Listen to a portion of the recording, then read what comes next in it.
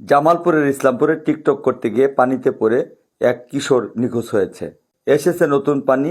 Rail সেতুতে TikTok করতে গিয়ে পানিতে পড়ে মৃদুল 12 নামে এক কিশোর নিখোঁজ হয়েছে। শনিবার বিকাল 3টার দিকে ঢাকা দেওয়ানগঞ্জ রেল রোডের ইসলামপুর উপজেলার পাথরঘাটা রেল সেতুর উপর এই ঘটনা ঘটে। শনিবার বিকাল 3টার দিকে ঢাকা দেওয়ানগঞ্জ রেল রোডের ইসলামপুর উপজেলার পাথরঘাটা রেল সেতুর উপর এই ঘটনা ঘটে। নিখোঁজ ওই কিশোর ইসলামপুর পৌর এলাকার ব্যাপারীপাড়া গ্রামের বাবু ব্যাপারীর ছেলে বলে জানা গেছে। জানা যায় নিখোঁজ মিতুল সহ 4 বন্ধু মিলে পাথরঘাটা রেল সেতুর উপর বসে নতুন পানির টিকটক করতেছিল।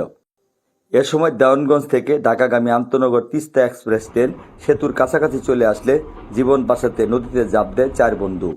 সাথের 3 বন্ধু সাঁতার কেটে পারে উঠে আসলেও নিখোঁজ হয় মিতুল। এই খবর চারদিকে ছড়িয়ে পড়লে পাথরঘাটা সেতু এবং আশপাশের এলাকায় ভিড় জমায় হাজার হাজার মানুষ। খবর পেয়ে জামালপুর ফায়ার সার্ভিসের ডুবুরি দল বিকাল 5টার দিকে উদ্ধার অভিযান শুরু করে, কিন্তু নদীতে প্রচণ্ড স্রোত থাকায় নিখোঁজ ওই কিশোরকে উদ্ধার করা সম্ভব হয়নি।